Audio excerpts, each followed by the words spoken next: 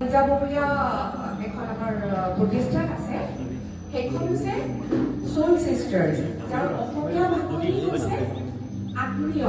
আমাৰ ভাতৃসকল আছে, নবীন আছে, বাবলু, হিমাংশু, গোস্বামী ব্ৰাদাৰ্ছ গ'লগে নেকি? আচ্ছা, ঠিক আছে, জিতু আছে। আমি আপোনালোকৰ লগত আজি অকণমান বহাগ বিহুৰ প্ৰাকমুহূৰ্তত অকণমান সময় কটাম বুলি ৰাখিছোঁ।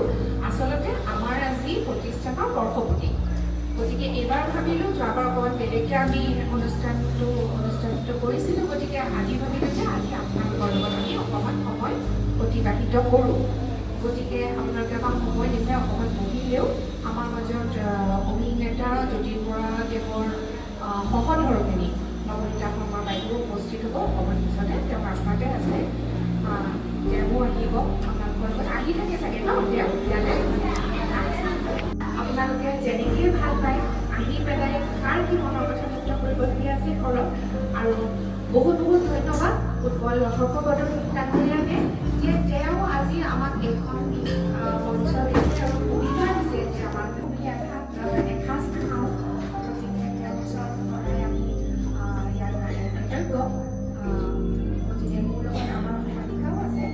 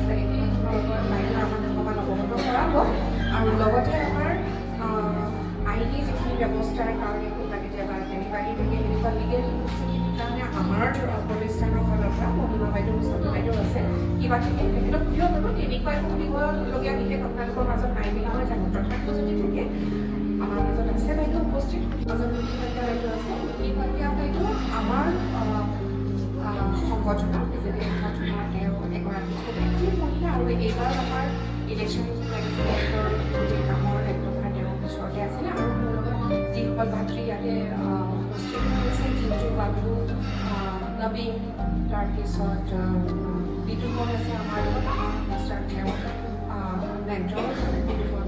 আপুনি কেতিয়াবা গ'লে চিনাকি হ'ব পাৰিব আপোনাৰ লগত। বিতুপন এবাৰ নমস্কাৰ দিলে ভাল পাম, আপোনাৰ বিষয়ে পৰিচয় দিয়াইছে। তাৰপিছত কবিতা বাইদেউটো আমাৰ এখেত নহ'লে আমাৰ নচলে আচলতে, এখেত আমাৰ ঘৰ ভৰালি।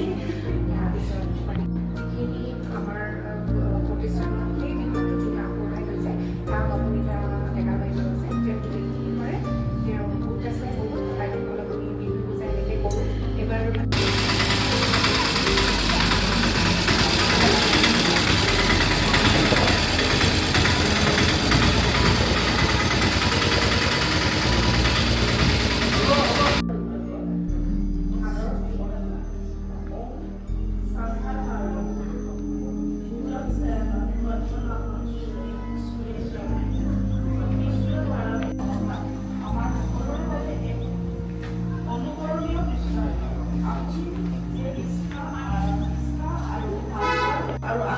দিনবোৰত অধিক সফলতা কামনা কৰোঁ।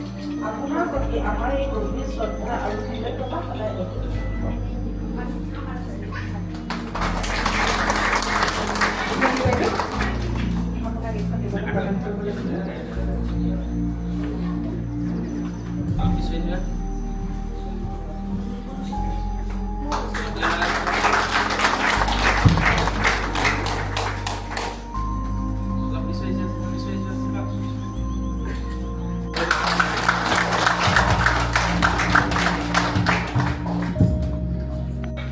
আপোনাক এইখন দিব প্ৰদান কৰিবলৈ সেইটো নামটোৰ লগত ৰিলেটেড আছে তেখেত হ'ল অৰুণ দাসৰ প্ৰয়াত অৰুণ দাসৰ পিংকি দাস।